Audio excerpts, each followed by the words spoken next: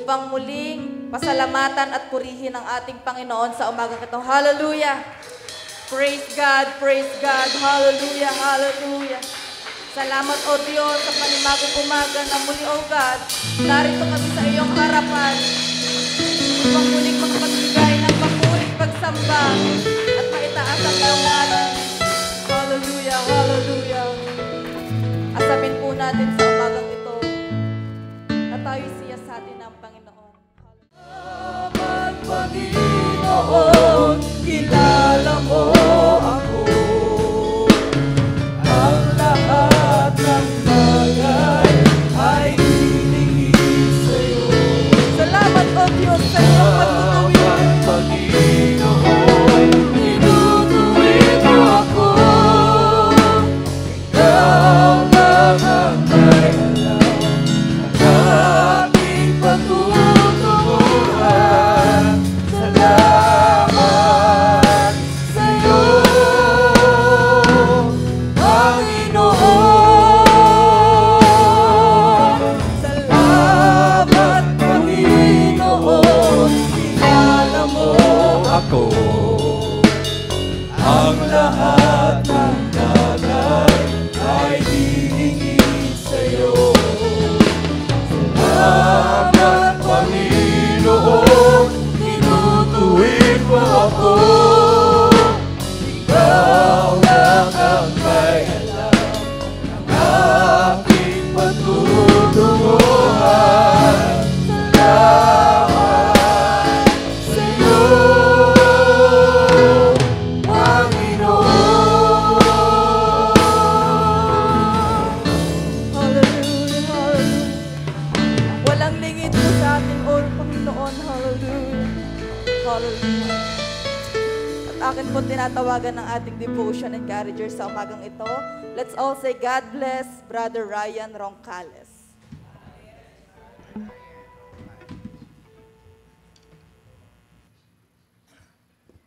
Magandang umaga po sa ating pong lahat. At bago po tayo umupo, tayo po muna ay manalangin. Panginoon, minsan po, Diyos, muli po kami lumalapit sa iyong banal na harapan sa umagang ito. At patuloy po kaming nagpapasalamat at patuloy ka naming pinupuri, O Diyos. Dalangin namin sa aming pong pag-aaral ng iyong salita sa umagang ito ay patuloy mo kaming gabayan at bigyan ng karunungan, kalakasan, Panginoon, na nagmumula po sa inyo. At kung mayroon ka mga Panginoong nakikitang mga karumihan sa bawat isa po sa amin, ay patuloy niyo po kaming linisin at patuloy niyo po kami, Panginoong, patawarin sa lahat ng aming pong kamalian na nagawa sa buong isang linggo, O God. Maraming salamat. Ang lahat po ng papuri ay aming pong itinataas sa iyong matamis na pangalan, sa pangalan mo, Panginoong Jesus. Amen. Okay, ayan po. So, maaari na po tayong makaupo. At sabihin nga po natin sa ating pong mga katabi, kumusta ka? Ayan. Sir, paano po? Ay, brother, paano po yung walang mga katabi? O, kumustahin mo ang iyong sarili. Ayan. So, hindi po ako magsasalita ng mahaba, no? Okay. Ito pong aking pong dadalhin, no, ay common na or very common na para po sa atin. At ito po ay patanong, no? At kung narinig na po sa ibang mga tagapag-exhort or tagapagturo, ay ulitin pulit natin kasi meron pong nais iparating sa atin ng ating Panginoon. So, why pray if God already knows everything? So, bakit nga ba tayo kinakailangang manalangin kung lahat naman ng kinakailangan natin ay alam na ng Diyos? Okay, so, yun po yung sasagutin. Ayon po sa Matthew, kung may mga Bible po kayo or mga cellphone, kaya pwede nyo pong tingnan. Sa Matthew chapter 6, verse 8, ang sabi po dito, no? In the Sermon on the Mount, okay? Jesus taught on prayer, therefore, do not be like them. Yung tinutukoy po dito ay yung mga hintil, no? Na sila ay nananalangin ng napakaraming sinasabi or napakaraming mga salitang binibitiwan nila, no, sa kanilang panalangin. For your Father knows the things you have need of before you ask Him. So nakita natin doon sa verse, no, na bago pa tayo manalangin, bago pa tayo humingi sa ating pong Panginoon, ay alam na po niya yung kailangan po natin. Pero bakit nga po ba tayo kinakailangan manalangin? No? Why we pray if God is all knowing? Okay?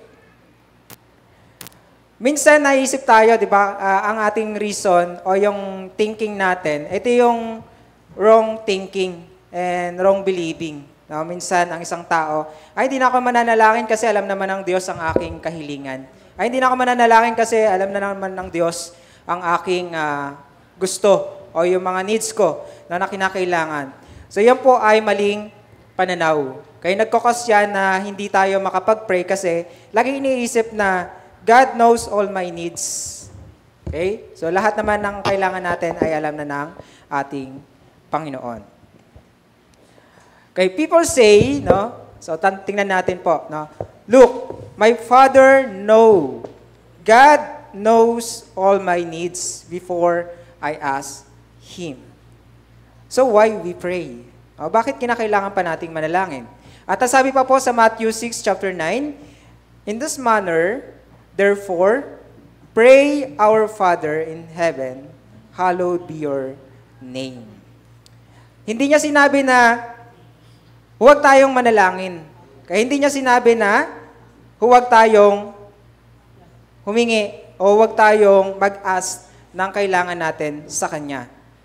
Kundi sinabi ng Diyos ay keep on praying. Manalangin po tayo. Okay? At i-ask natin lahat ng ating pangangailangan. Mamaya sabihin ko bakit tayo nananalangin. No? Ano bang purpose? Bakit? Kahit alam na ng Diyos ang ating kailangan, bakit kinakailangan pa rin po nating manalangin? In other words, mga kapatid, no? God say, I have all these blessings right now. O sino yung gustong makamit yung blessing na ibibigay sa atin ng Diyos? Kayo ba gusto ba ng blessing? Si nanay lang po yung nagtaas. Yung iba ayaw ng blessing. Anong gusto nyo? Curse? De, joke lang mga kapatid. Okay, so sabi ng Diyos, ng ating Panginoon, no? I have all this blessing right now. Pero, bago niya ibigay ito, kinakailangan, okay, ay manalangin po muna tayo. Kaya naroon dapat yung bukas ang isip natin, bukas yung puso natin, natanggapin niya. Okay? At dapat pag tayo po ay nananalangin, kaya naroon yung pusang paglapit po natin sa Kanya. Hindi tayo nananalangin dahil may purpose tayo or may layunin tayo. Okay? So yung blessing ng ating Diyos, ito yun. Okay? Favor, wisdom, health, and wholeness. Okay? O lahat ng bagay ay kayang-kayang ibigay ng Diyos sa atin. At syempre, para makamit po yan, kinakailangan na andun yung uma-agree ka, no, sa kagustuhan ng ating Panginoon para i-bless ka ng ating Diyos. Hindi dahil lumalapit tayo sa Kanya, ay dahil kailangan na kailangan natin. Tandaan ninyo, ang Diyos hindi ka i-bless beyond your free will. No? Hindi ka rin i-bless dahil lumapit ka lang sa Kanya at sinabing, Lord, pagpalain niyo po ako. Pero yung puso't kaluluwa mo or yung puso't kaluluwa natin is wala. Kaya hindi tayo or malayo yung ating pong loob sa Kanya. I-share ko lang sa inyo, no, yung isang nabasa ko or napanood ko sa Facebook na yung anak nagtanong, Papa, gaano po ba kalaki ang Diyos? O gaano ba kalayo ang Diyos? Okay. Pasinin ninyo, sinagot siya hindi siya sinagot ng tatay niya ng direkta. May nakita yung tatay na eroplano at ang sabi, anak, tingnan mo yung eroplano. Ano yung nakikita mo? Gaano siya kalaki? At sinagot siya ng anak niya, maliit po. Okay? Maliit. Ngayon, kaya hindi nag-reply yung tatay, no? So muli siyang nagtanong. At pumunta sila sa pinakamalapit na, yung paradahan talaga yun, no? Airport, ayan. So malapit sa airport. So tinanong ulit nung tatay yung kanyang anak, anak, ano yung nakikita mo doon sa aeroplano? Malaki po. O kanina napansin nyo, maliit yung sagot, di ba? Pero nung lumapit sila doon sa aeroplano, malaki pala, na hindi pala siya maliit. Okay? Ano po yung pinaka lesson dito? Ano po yung nakikita natin doon? Okay? Ibig sabihin, tayo, no, sa ating pong sarili, kapag ang Diyos ay wala sa atin, yung relasyon natin ay malayo, o lumalayo. Pero, pasinin din natin yung aeroplano kanina kung nilapitan niya, okay? At lumalapit tayo sa Diyos, malaki. Ibig sabihin, malawak o naroon yung pagmamahal ng ating Panginoon. Malapit tayo sa Diyos. Okay? Makikita natin na napakalaki pala ng pagmamahal ng Panginoon. Nakikita natin na iniibig pala tayo ng Diyos. Okay? So, ganun din po sa story na yon. So, binood ko lang, no? Kaya ngayon, yung tanong, bakit kinakailangan nating mag-pray ng mag-pray? Tandaan natin na laging nakaabang ang kaaway. There is an enemy. Okay? Kaya lagi tayong mag-pray ng mag-pray. Ayan. So, napansin din po natin dito, sabi ng Panginoon, dagdag pa natin doon, no? Sinabi pa niya doon sa sermon niya, no? Doon sa mga hentil o hintil, no? Keep on asking. Tandaan niyo yung asking, no? Yung ask. Yung A, sabi niya, keep on asking and you will receive. Then next, yung S, ano po yung S sa ask? Ano yung S doon? Okay, keep on seeking and you will find. Okay? At yung K, ano po yung K? Knocking. Okay, keep on knocking and the door is open. Okay? Tandaan natin, asking start with letter A and seeking start with letter S and knocking start with letter K. So, huwag natin kakalimutan na palaging mag-ask or manalangin or humingi ng gabay sa ating pong Panginoon. Keep on praying, keep on asking, keep on seeking, and keep on knocking. So, yun lamang po mga kapatid, at palakpakan po natin ang ating Panginoon.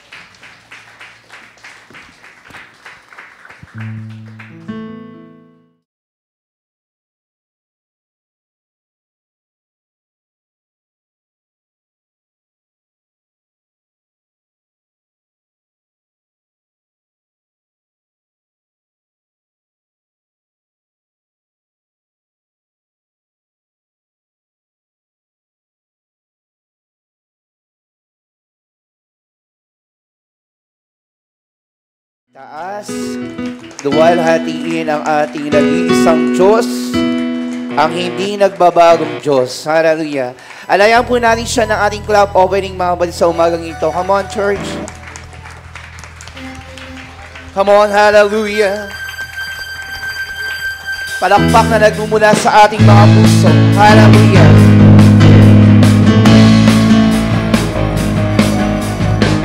Awit tayo sa Panginoon.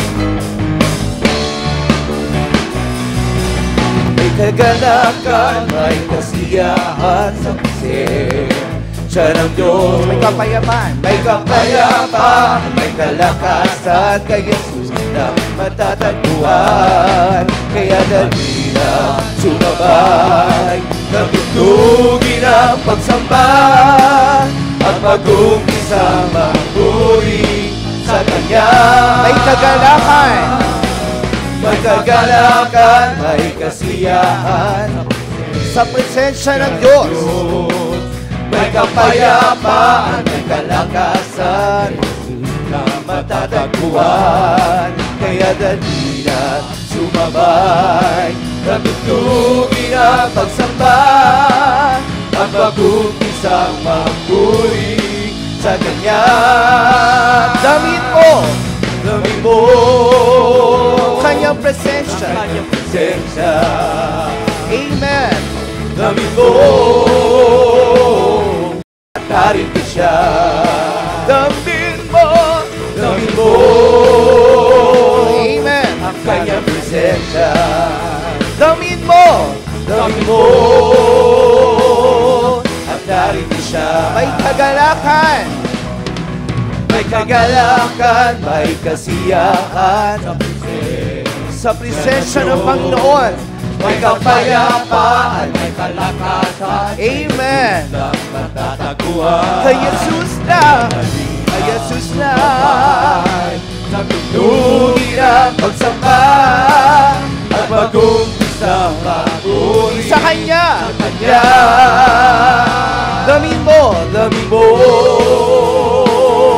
ang Kanyang presensya. Damin mo at narito siya. Amen. Damin mo ang Kanyang presensya. Damin mo. Minsan pa po. At narito siya. May kagalakan. May kasiyahan sa puso.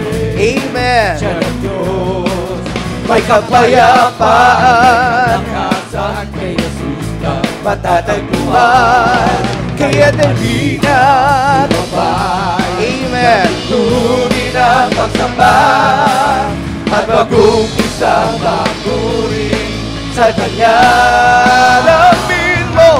Damin mo ang Kanyang presensya. Damin mo at narito siya. Damin mo ang Kanyang presensya. Damin mo at narito siya. Kalungkutan ko'y iyong pinawi, kagalakan ang ipinaling, at sa puso ko ngayon ay lagi may bagong awit na pagpupuri.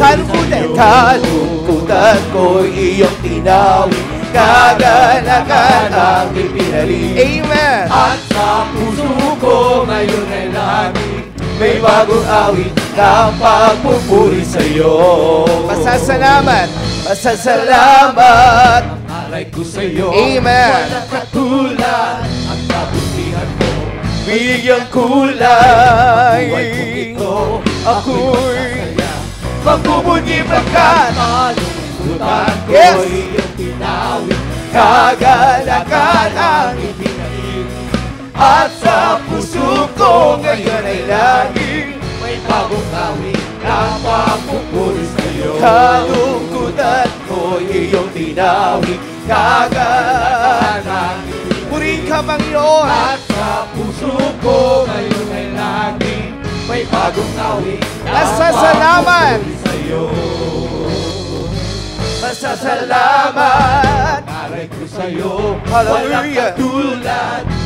Wala kang katulad, Panginoon. Hindi kang kulay. Ang buhay kong ito. Ako'y magkasaya. Magpupungi pagkat kalungkutan ko iyong pinawi. Hallelujah. Kagalakan ang ipinaling. At sa puso ko. Sa puso namin, Panginoon. May bagong awit. May bagong awit. Magpupuri sa'yo. Kalungkutan ko iyong pinawi. Kagalakan ang ipinaling. At sa puso ko ngayon ay lagi may pasasalamat na magpupuri sa'yo. Pasasalamat. Alay ko sa'yo. Wala kang katulad, Panginoon. Binigyan kulay. Kumito. Ako'y magkasaya. Magpupuri pagkat kalungkutan ko iyong pinawi. Umawit tayo sa Panginoon. At sa puso ko ngayon ay laging may bagong awit na kalungkutan. Kalungkutan ko iyong pinawi. Kagalakan ang ipinaling. At sa puso ko ngayon ay laging may bagong awit na pagpupuri. Sumigaw, hallelujah. Sumigaw sa galak ang lahat ng nilala. Purihin natin ang Panginoon. Purihin ang Diyos. Yes. Nang may kagalakan. Sumigaw sa galak ang lahat ng nilala. Oh God. Purihin ang Diyos nang may kagalakan. Wagas na pagpupuri. Wagas na pagpupuri. Sa Kanya ay ibigay. Purihin siya. Awitan siya. Luwalhatiin siya. tayo ng sumigaw. Sumigaw sa galak ang lahat ng nilalang. Purihin ka, Panginoon. Purihin ang Diyos ng may kagalakan. Minsan pa, sumigaw. Sumigaw sa galak ang lahat ng nilalang. Hallelujah. Purihin ang Diyos. Purihin ka, may kagalakan. Wakas na pagpupuri, na pagpupuri sa Kanya ay ibigay. Purihin siya, awitan siya, yes, luwalhatiin siya.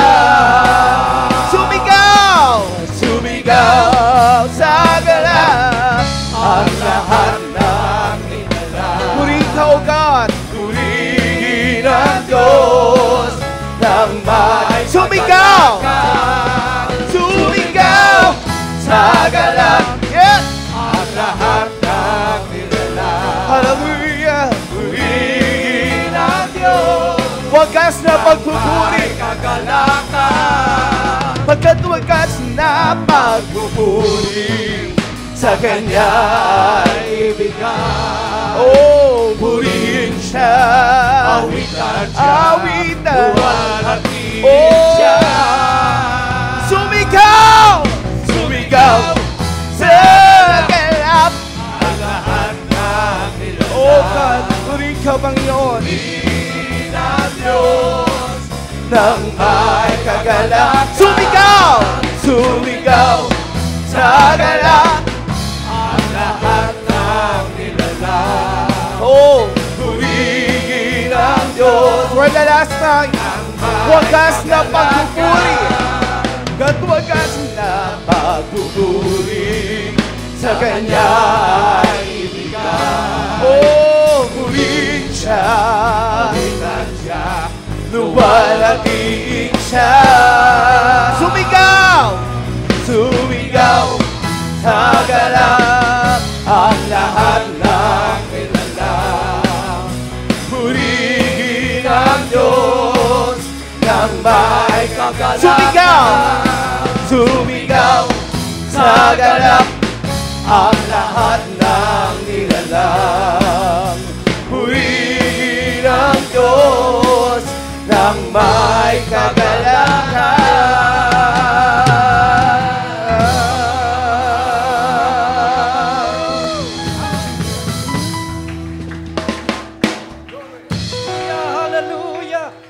Palakpakan natin ang ating Panginoon. Hallelujah, hallelujah. Sumigaw ng may kagalakan. Mapuri ng may pagsamba sa Panginoon. Hallelujah, hallelujah, hallelujah. Hallelujah, hallelujah. Habang tayo po ay patuloy na aawit sa Panginoon, sasamba sa Kanya, mga kapatid. Hallelujah, patuloy nating anyayahan ang Espiritu ng ating Panginoon. At alam ko, mga kapatid, narito ang ating Panginoon. Bago pa lang tayo pumarito, ang ating Panginoon ay narito na, mga kapatid. Naghahanda pa lang tayo sa ating mga tahanan. Ang Panginoon ay handa na sa lugar na ito. Katagpuin po tayong lahat, mga kapatid. Hallelujah. Hayaan natin ang ating mga puso, ang ating mga kaluluwa ay sambahin ang ating Panginoon. Habang tayo po ay aawit, magpupuri sa Panginoon. Opo, Panginoon, tanggapin mo ang aming buhay. Hallelujah, bilang haing buhay sa iyo. Marapatin mo, Panginoon, kaming lahat.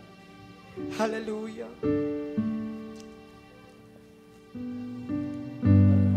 Tanggapin ang buhay na laan, nagkalulugod sa iyong harapan.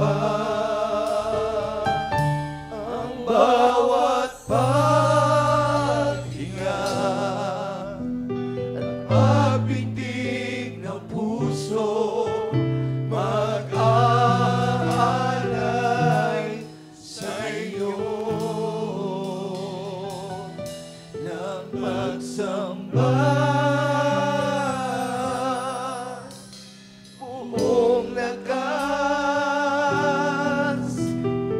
tinatanggap kita.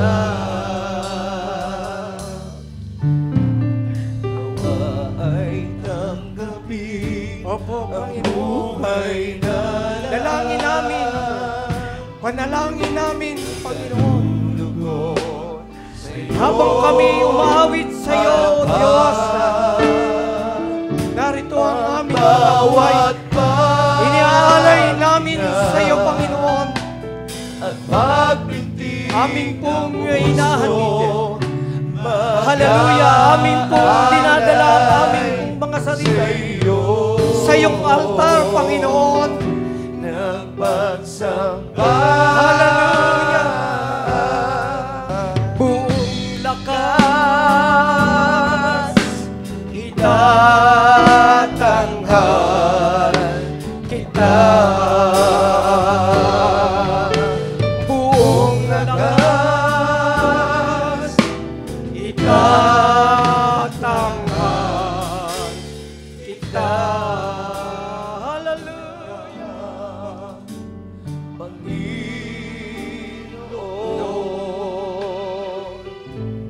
Walang katulad mo. Ikaw lamang sasambahin.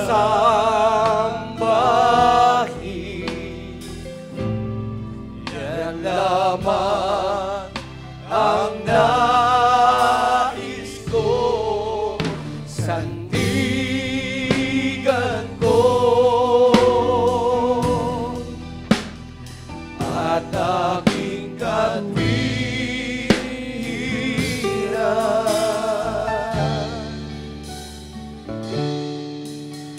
Sasambahin higagalang Diyos, ikaw lamang. Ikaw lamang, Panginoon. Walang katulad mo. Ikaw lamang, sasambahin. Hallelujah! Yan lamang ang nais ko. Sandigan ko at aking katwiran.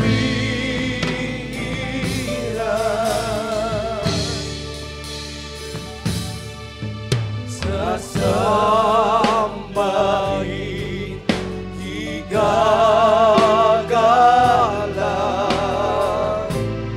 Diyos, ikaw lamang. Pag-ibig mo wagas at totoo, tunay at dalisay, hindi nagbago. Ang iyong habang ay walang katulad. Kapangyarihan mo'y walang kapantay. Magpakailanman ikaw ay pupurihin. Magpakailanman ika'y sasambahin. Magpakailanman hindi ka nagbabago. Salamat. Magpakailanman noon, ngayon at magpakailan paman. Ang pag-ibig mo wagas at totoo, tunay at dalisay,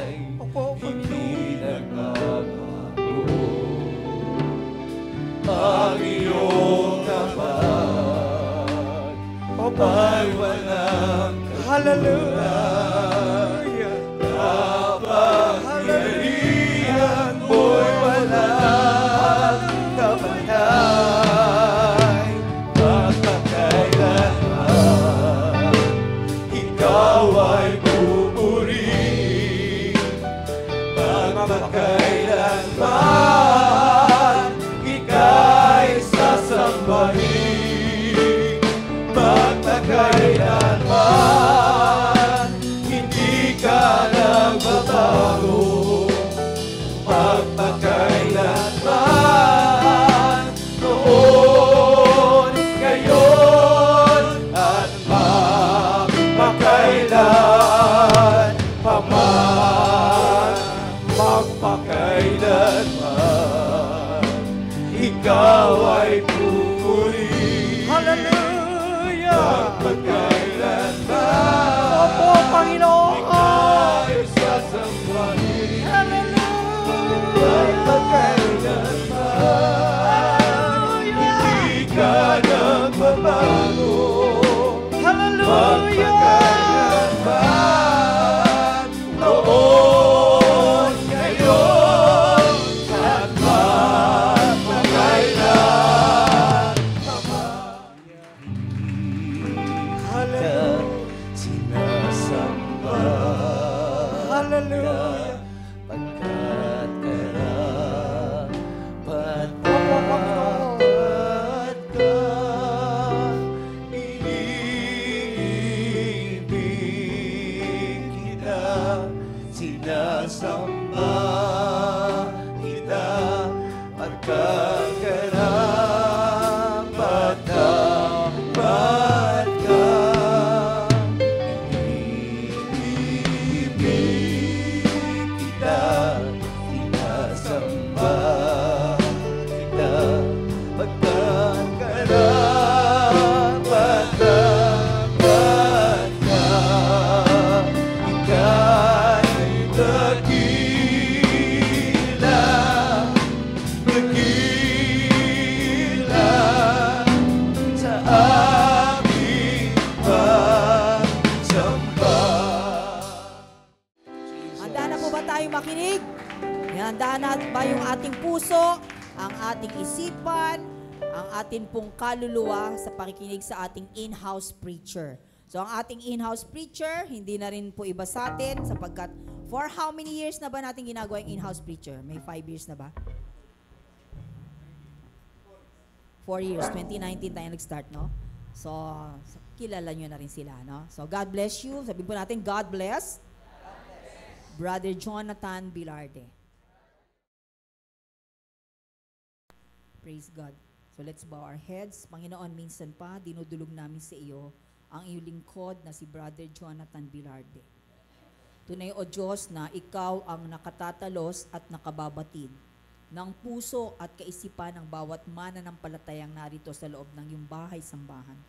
Tinudulog ko, Panginoon, na gamitin mo ang iyong lingkod, langisan mo siya mula ulo hanggang talampakan, at anuman ang mensahe mo para sa ikakaayos, ikatutuwid, ikakalinis at ikakadalisay ng buhay namin bilang mananampalataya, ay siya pong mangyarit maganap sa oras na ito. Dalahin ko, bigyan mo ng tapang ang aming mga ngaral. Kung kinakailangan kaming lahat ay sawayin, paalalahanan, ay siya pong mangyarit maganap upang ang bawat isa sa amin sa iyong nalalapit na pagbabalik ay handang-handa sa iyo, Panginoong, pag-agaw ng mga banal. Nawa, O Diyos, ang iyo, Panginoong salita ay magkaroon ng kapangyarihan sa buhay ng bawat isa sa amin. Anoint thy servant, Lord, we pray. Amen and amen. Praise God. Praise God. At hindi ko po muna kayo papaupuin. Papasalamat po muna ako sa Panginoon sa pagkakataong ito. Pastor Raquel, Pastor Senior, thank you po sa privilege na ito na muling magpagamit sa Panginoon. At tayo po ay magbabasa muna bago po tayo ay umupo.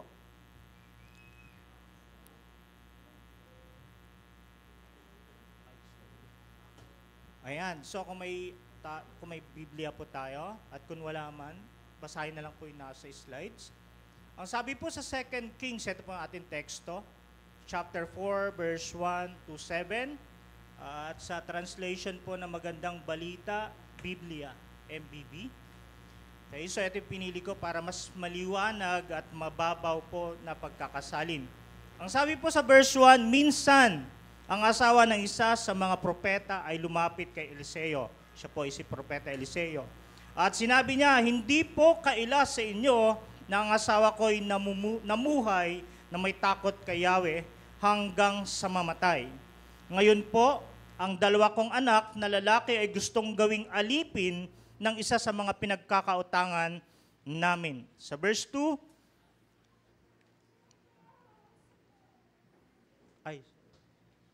dito ako nakatingin sa laptop. Okay, so, verse 2, ano ang may tutulong ko sa iyo? Tanong ni Propeta Eliseo. Ano bang meron ka sa bahay mo? Wala po, maliban sa isang boteng langis, sagot niya. So sa verse 3, sinabi ni Eliseo, puntahan mo ang iyong mga kapitbahay at humiram ka ng mga lalagyan ng langis hanggat merong kang mahihiraman.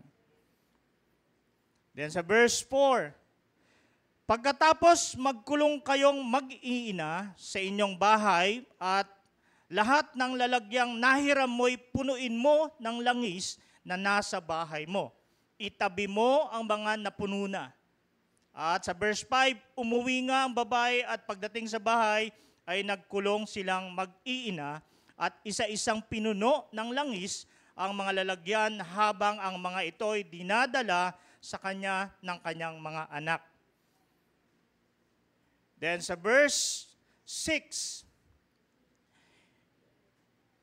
hindi alam ng ina na puno na ang lahat, kaya sinabi niya, abutan pa ninyo ako ng lalagyan. Puno na po ang lahat, sagot ng kanyang mga anak, at tumigil na ang pagdaloy ng langis.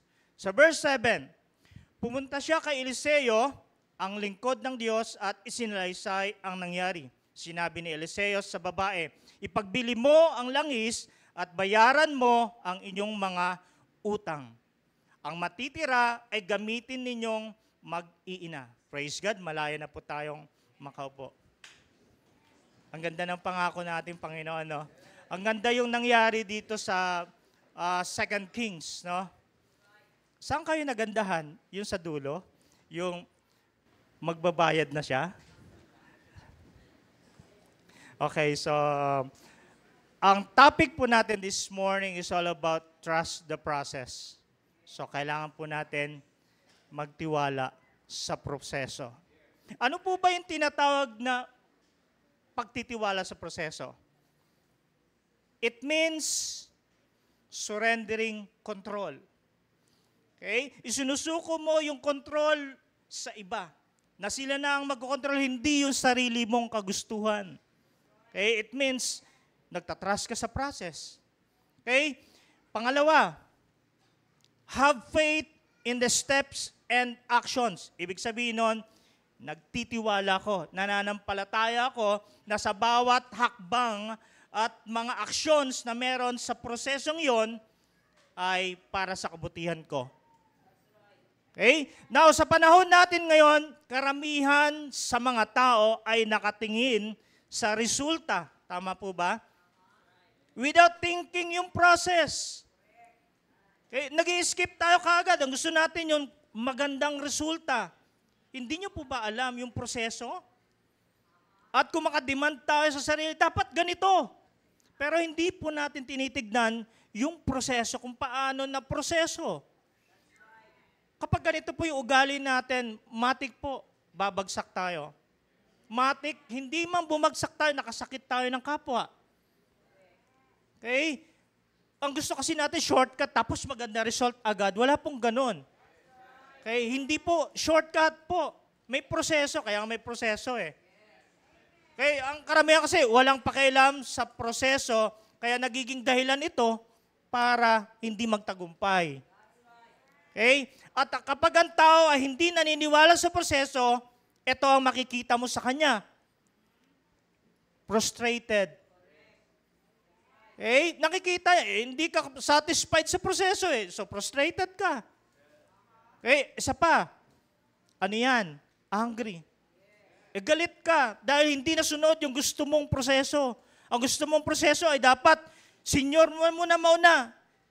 Hindi ba dapat yung original na process is first come, first serve? Hindi, dapat senior. Okay? Hindi ba dapat ang ano is find your height? Ang mauna?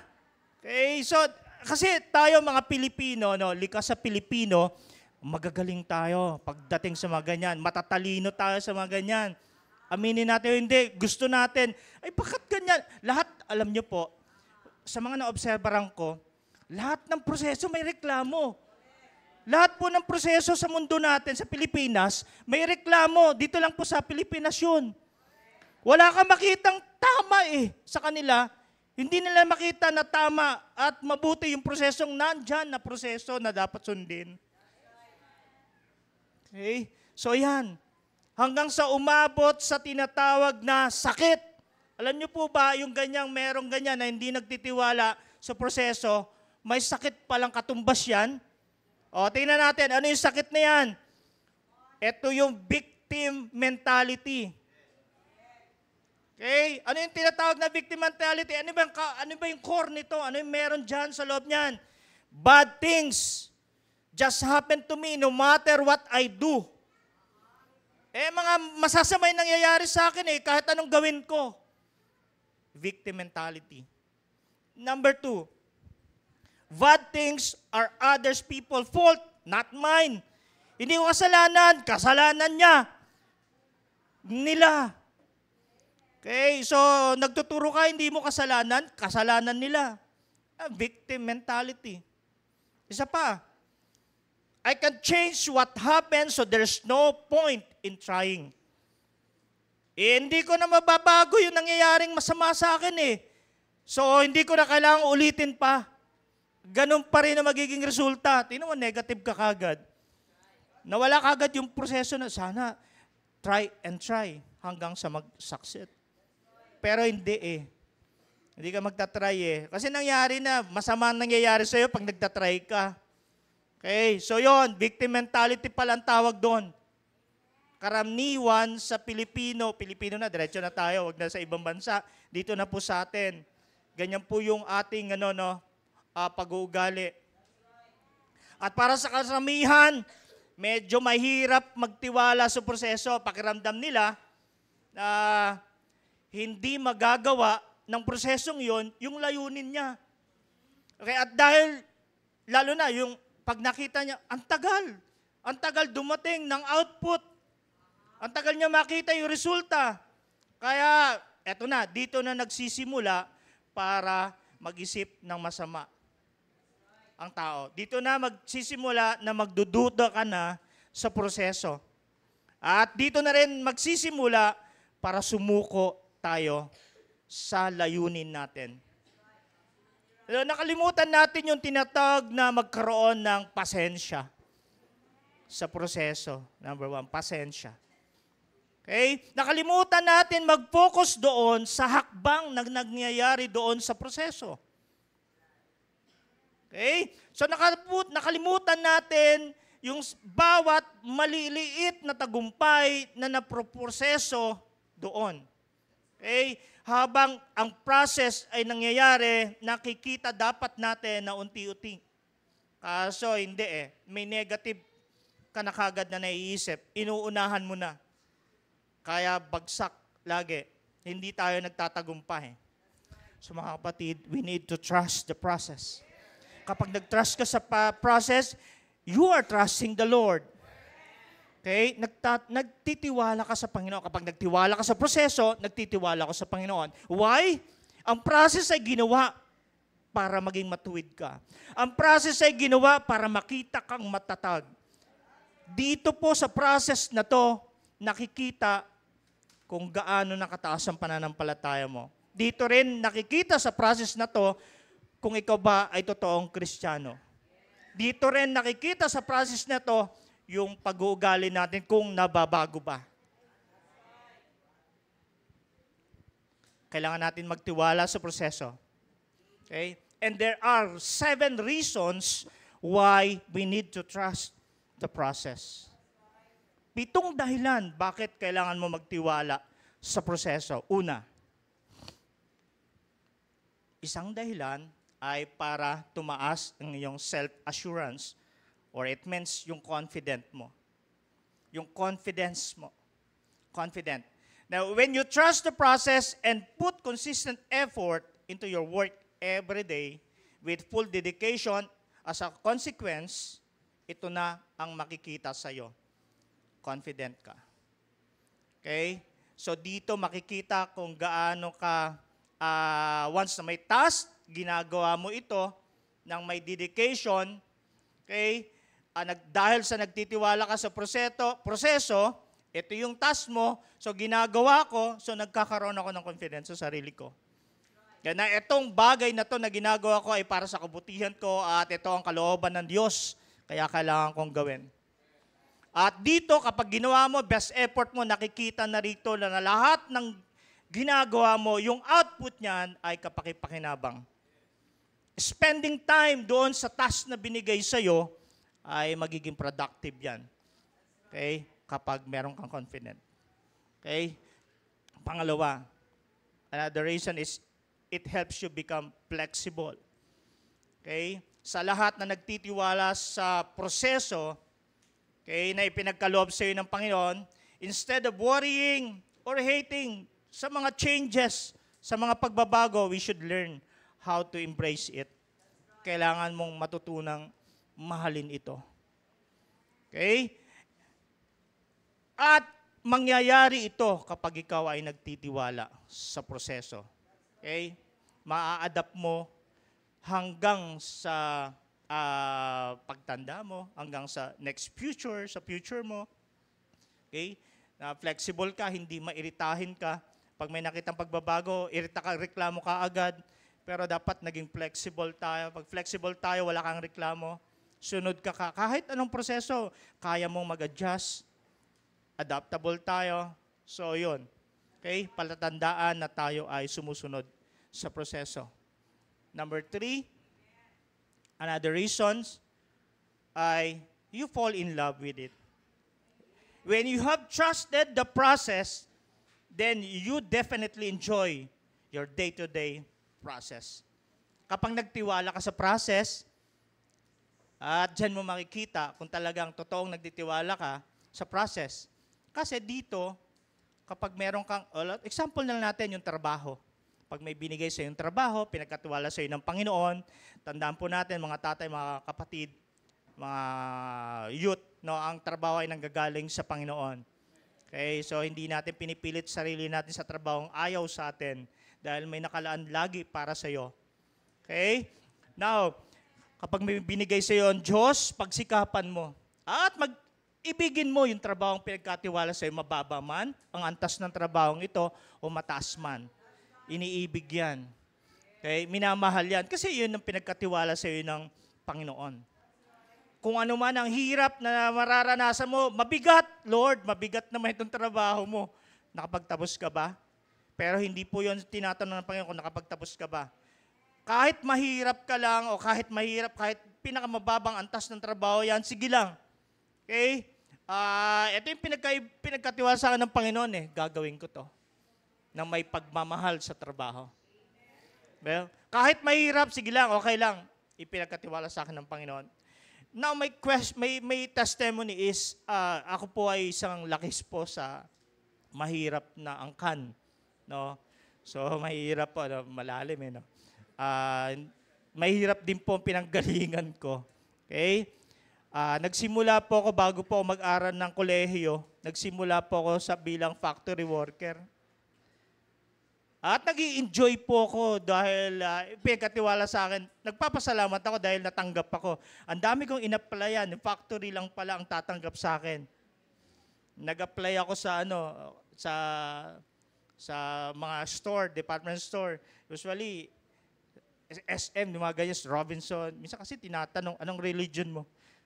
Ano po, UPC po, born again. Okay, sige, tawagan na lang kita. Kasi ang priority nila, INC. So, negative na naman. Dami kong mga in-applyan ganon.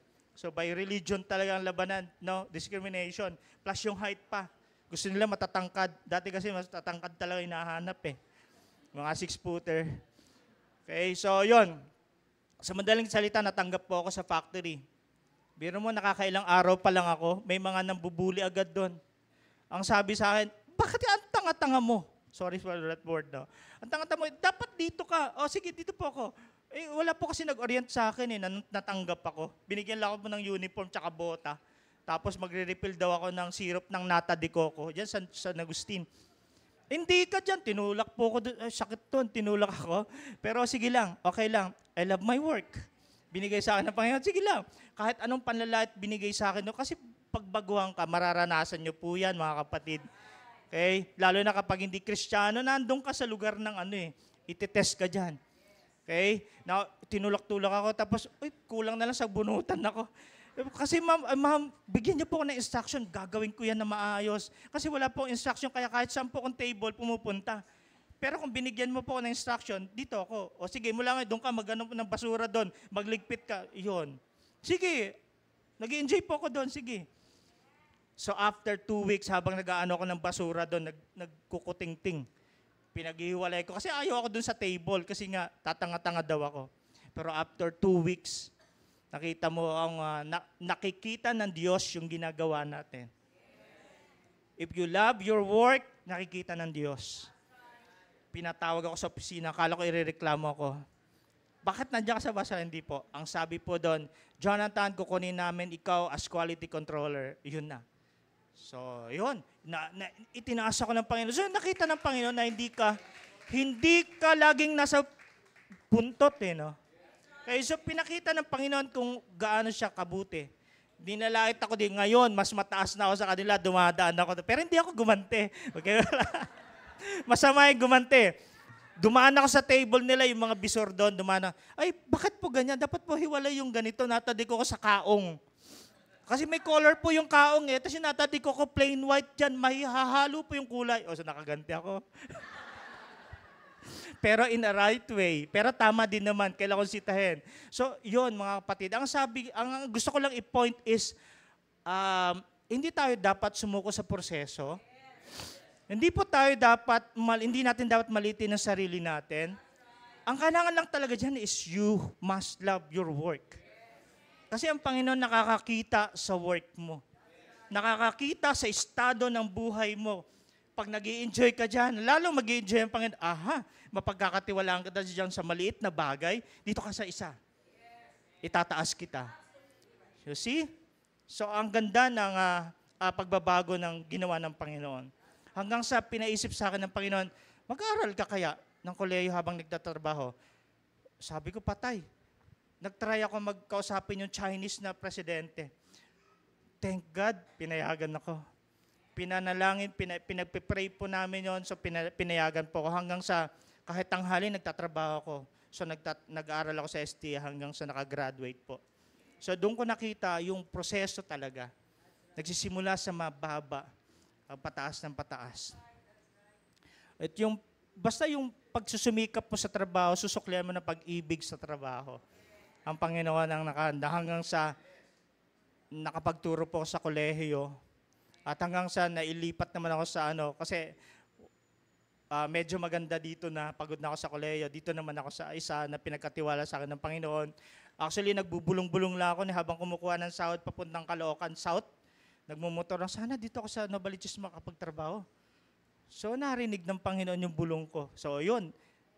Ginamit ng Panginoon isang tao at nakapag-apply ako doon. Tinanggap naman ako sa isang kooperatiba at nagsimula rin sa mababa. Pero gusto ko dito na lang dahil maganda naman yung antas, tsaka yung work, tsaka yung salary, okay naman. Pero nakikita ng Panginoon kasi yung anong gusto mo Kasi every seminar sabi, Jonathan, anong gusto mo mangyari dito? Andito ka na, anong gusto mo mangyari? Manatili na lang po sa kinilalagyan ko, masaya na po ako. Yun ang bukong bibig ko doon. Pero hindi mo mapipigilan ang kalooban ng Diyos para sa iyo. Okay, so hanggang sa itaas ka ng Panginoon sa isang posisyon na ipagkakatiwala sa inyo. So, you must love your work. Tested ko na po yan mga kapatid. Kahit anong gawin ko, ayaw Gusto ng Panginoon, ito. Ay, ako po, Panginoon, kasi hindi ako magaling sa English, hindi po ako magaling sa ganito. Hindi, dito ka. Wala kang magagawa sa Panginoon. Etong kalooban niya. You must follow. Okay? Next. It increases your gratitude. Yung mga nagtitiwala sa Panginoon, sa trust. Okay? Yung may pagtitiwala sa proseso. Okay? Lalo kang nagiging mapagpasalamat. Oh Lord, thank you Lord. Pagkaka-out mo sa trabaho, pagka-punch mo, thank you Lord sa pinagkatiwala mong araw na ito. Natapos po yung trabaho ko ng maayos. Bago pa mag-punch, Lord, salamat nakarating po ako ng maaga sa office. Okay? See, nagiging bukang bibig mo na yung pasasalamat. Okay? Nagiging attitude na natin yan kapag nagtitiwala tayo sa proseso. Okay? Hanggang sa maging ano man ang dumating sa atin, kahirapan man yan, kasamaan man yan, nananatiling nagpapasalamat ka sa Panginoon. Wala kang magagawa, no? Wala kang dapat ipagmalaki. Hindi mangyayari yung mga bagay na yan kung hindi kalooban ng Panginoon. Okay? So that's why yung pasasalamat mo ng taos-puso lagi ay hindi mawala sa atin. Negative man yan o positive ang dumarating sa buhay natin, yung pasasalamat ay hindi mawawala. Okay. Number 5, it makes you more patient. Yung pasensya ay mas lalong tataas sa'yo. When you put all your trust on the process, okay, yung pasensya mo ay tataas. Kaya yung mga naghahanap ng motor dyan na bago, magtiwala kayo sa proseso. Di ba mga tatay? Yung mga naisingit pa no? Yung mga didream na magandang motor, tiwala tayo sa proseso. Ako nga, naghihintay din eh. Okay, so, patient is important. Kahit gaano man katagal yung maging proseso, no? Kahit gaano man. Natatawa ko sa isa ladies, nakatingin kay totoo ba yung sinasabi nito? Alam ko, mga tatay, pumayag na yon. Trust the process. Magkakamotor tayo. Mag-rides tayo. For evangelism purpose. No? Now, nawala tuloy ako. Ayan, yung pasensya natin dapat haba-habaan. Nasa Christian, yung pasensya ay hindi nawawala. Pero hindi masamang magalit. Hindi po masama, pero wag lang to the point na talaga makakasakit ka ng hindi tama. Okay, so yung pasensya lagi ay dapat kinokontrol. Kasama na ako dyan, no? Dapat makontrol natin yung pasensya. Dahil baka mapahamak tayo o makapahamak tayo. Dalawa lang yan, mapapahamak sila o mapapahamak tayo.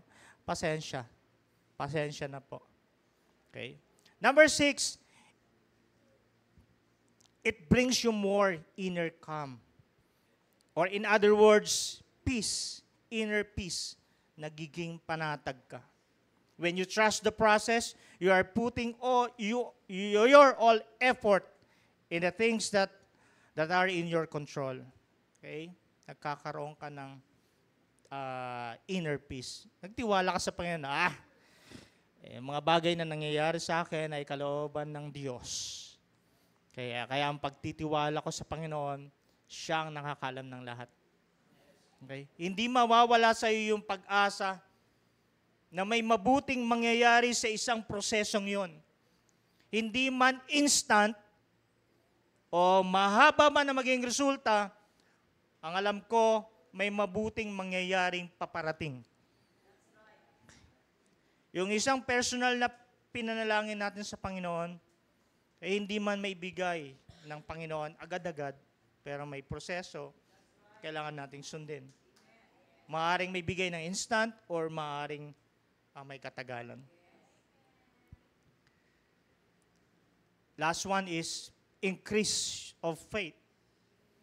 Dito po ay mapapalago ang ating pananampalataya. When you trust the process, you will not worry about the result. You will have faith that all things will automatically fall in place. Okay, balikan natin ang isang kwento. Sa Book of Psalms, yung babaeng balo. Yung babaeng balo ay nakiusap, no, kay Propeta Eliseo. Okay? At ang sabi niya, ganito, namatay ang aking asawa na iyong kaibigan. Okay? So, at nangyari, ang aming pinagkautangan ay sinisingil ako at gustong kabayaran ng aking mga anak. Sometimes, higit pa doon, no? Minsan may higit pang ganong problema ang kinakatagpo natin. Okay? So ang sabi ni Eliseo, sige, ano ang meron ka sa bahay mo? Nung tinanong ni Propeta Eliseo ang babaeng balo, ang unang sagot niya ay ito, wala. Ganito tayo, bukang bibig natin ay wala, pero meron. Meron. Bukang bibig natin ay wala. Hindi ka pa nakakapagsalita, wala agad. Nakikita ka pa lang ng kaibigan mo, wala agad.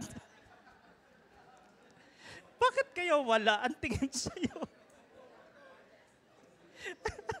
May kilala kayong ganon? Uy, eto pa parating. Wala! Isinisiko mo. Ay, sorry.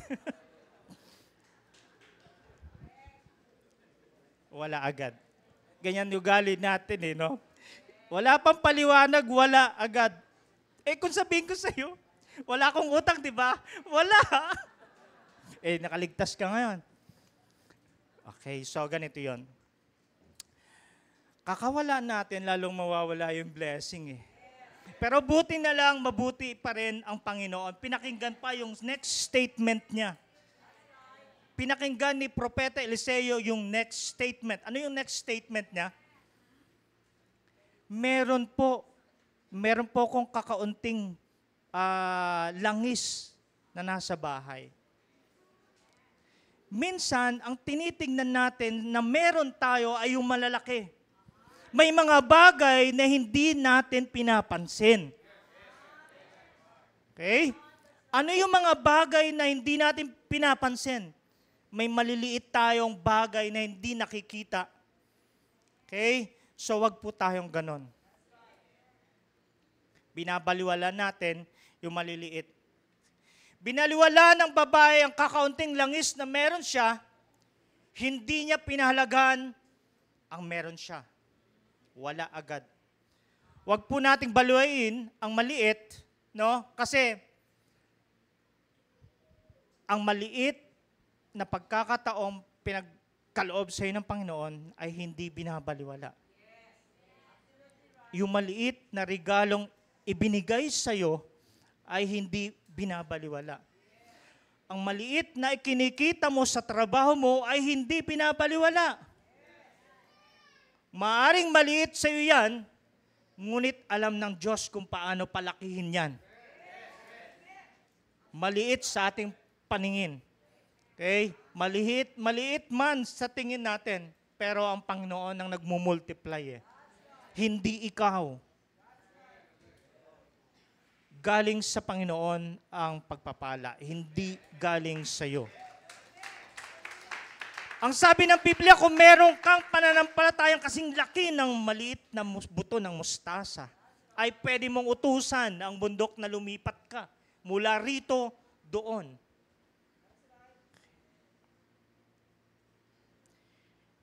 Hindi inaasahan ng Diyos na tayo ay magkaroon ng malaking pananampalataya sa lahat ng oras.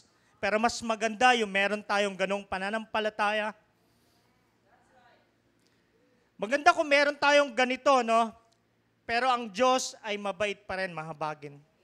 Alam niya na darating ang panahon, gaya ng babaeng ito na mag-iisip tayo ng hindi posible.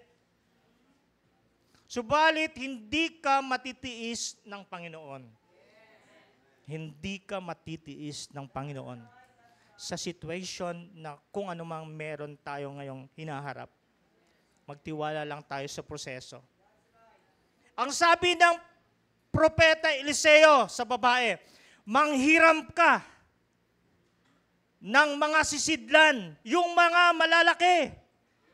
Brother John, yung mga malalaki, ang hiramin nyo. Manghiram ka hanggat meron kang mahihiraman. Take note for that word. Ang ibig sabihin nun, mangolekta ka ng kailangan mo para malagyan. Damihan mo na kung gusto mong damihan mo na. Dahil ito na yung pagpapala ng Panginoon. Okay. Ano ang ginawa ng babae? Now, ang babae po ay walang atubling ng hiram. Wala po nakalagay sa Biblia na malalaking timba, kay malalaking lalagyan, pero kung ako yon, drum kagad ang kukunin ko. Habang nangihiram ako, nandyan na yung aking confident. Dahil may pangakong Panginoon, kapag sumunod ka sa proseso, andyan yung mangyayari, yung gusto mo mangyayari. Malaki ang hiniram ko, nanghiram ako ng marami, at nag-i-enjoy ako. I love borrowing yung mga lalagyan, hindi pera. I love borrowing yung mga lalagyan.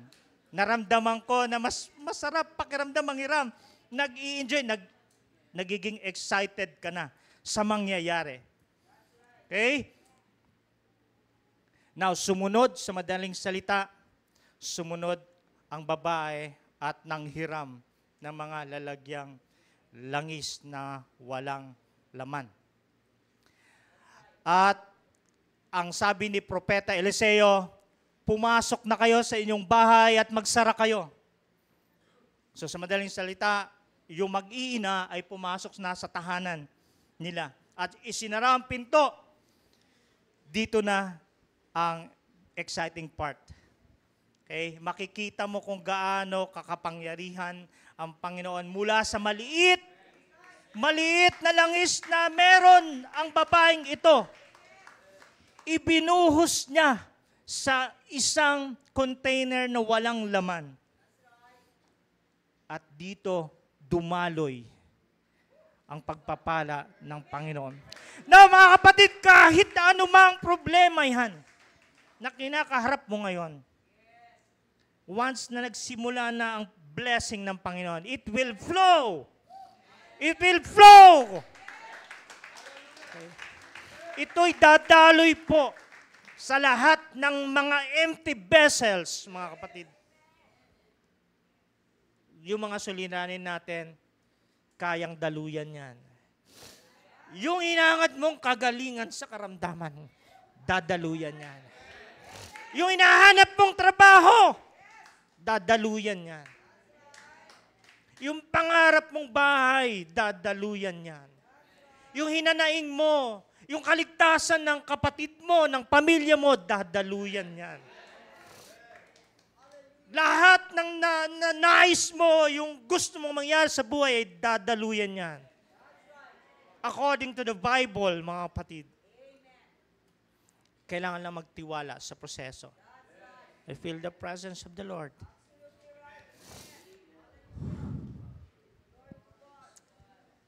At unti-unting dumaloy ang langis sa lahat ng container. At habang ibinubuhos ng babaeng balon na ito, ay nag-i-enjoy siya. At namamangha dahil napakaliit at malaki ang pinaglalagyan, hindi maubos-ubos yung langis. Hindi mag-i-stop ang blessing sa atin, mga kapatid. Hindi titigil ang blessing sa inyo once you follow the process of the Lord. Once you trust the process, hindi titigil ang pagdaloy ng pagpapala ng Panginoon. Hallelujah. Hallelujah. Praise God. At habang ito ay itinatabi niya yung mga napuno. Habang itinatabi ng babaeng ito ang mga napunong vessels na lalagyan ng langis, ay naghangad pa siya ng iba pang lalagyan. Ngunit hindi niya napansin na puno na pala ang lahat. Ganyan tayo, mga kapatid. Gusto natin lahat makuha. Okay? Gusto nating makuha lahat. Pero sapat na yun ang binigay ng Panginoon. Contentment, mga kapatid. Kailangan natin ng contentment sa buhay. Kung ano yung binigay sa iyo ng Panginoon na blessing na dumaloy sa iyo, ay manatiling makontento ka.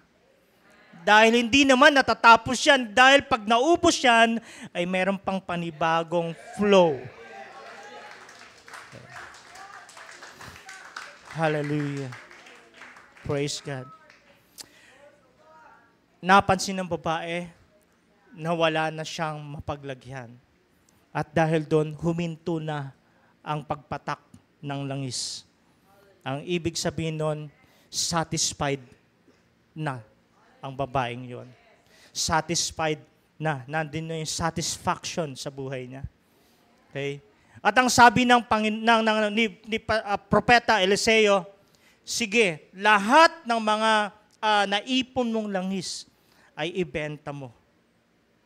Ang ibig sabihin nun, mga kapatid, yung pag-ahon natin sa kahirapan. Okay? Ito ang katapat ng blessing. Okay? Gusto ng Panginoon kasi yung pinagkatiwala sa yung blessing ay hindi masayang. Ibayad mo sa dapat bayaran. Ibigay mo sa dapat pagbigyan. Okay? Ilagay mo sa dapat paglagyan. At ang matira ay gamitin mo. Gamitin mo para sa inyong mag-iina. So nakita natin, mga kapatid, yung pagpapala ng Panginoon at yung pagkilos ng Panginoon sa buhay ng babaeng ito. Gusto ko po, mga kapatid, na maranasan natin ito sa buhay natin. Na ang Panginoon ay walang pinipili na paglalagyan. As long as you trust the process. Okay? Lahat tayo ay dadaluyan ng pagpapala. At ng pag-ibig ng Panginoon ay dadaloy sa bawat isa sa atin.